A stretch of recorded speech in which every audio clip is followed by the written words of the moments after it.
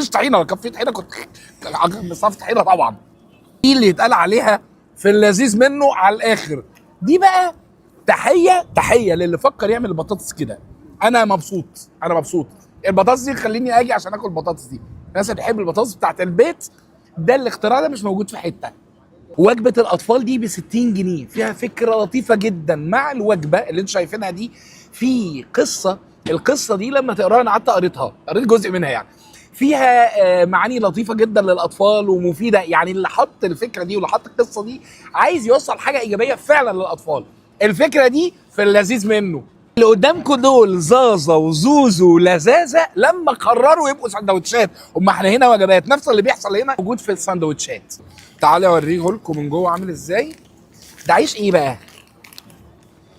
ده عيش صاج حلو وحجمه حلو، لا والمارك ده حلوه. انا ببص